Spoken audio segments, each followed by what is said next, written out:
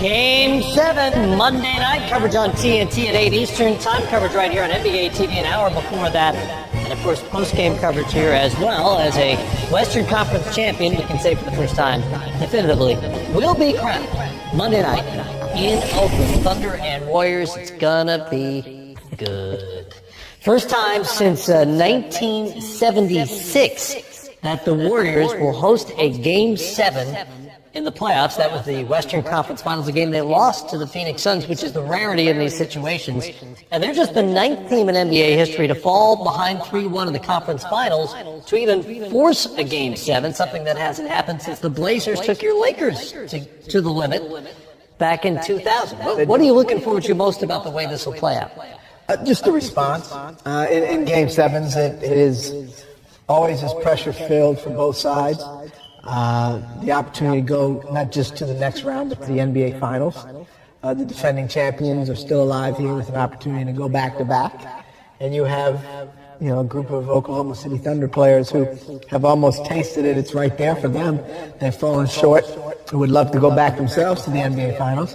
And we don't know. Did we just witness Kevin Durant's last game in Oklahoma City? All of these thoughts, come to play here. What are the Thunder and both the Warriors going to look like next year, too? And I mean, that's way down the road, but this game is going to decide a lot. Yeah, Monday night for me is about energy. And specifically the role players from both teams.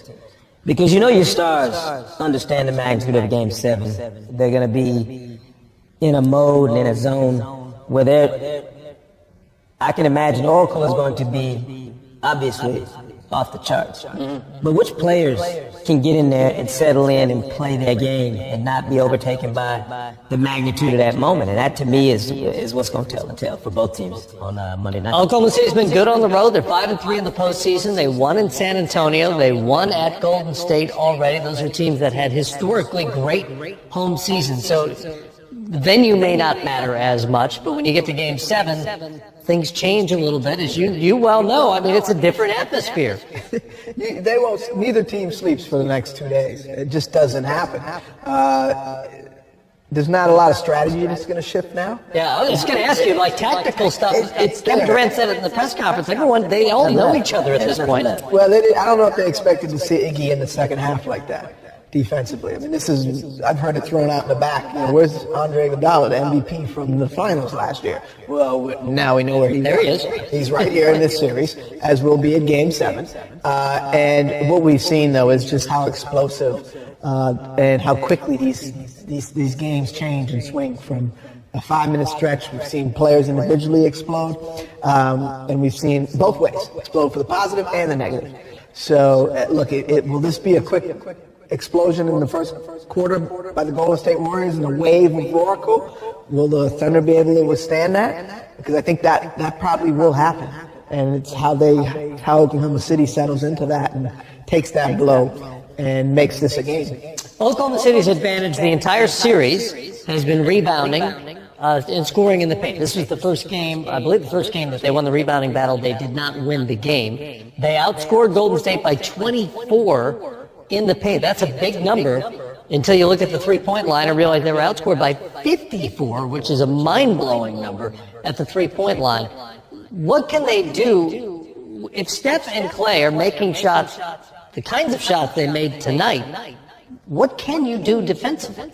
There's not a whole lot you can do other than get 2 or 3 inches closer on the catch. But I think to me the real difference is going to be, is the Thunder the type of team that can weather the storm the way the Warriors did on the road in Game 6?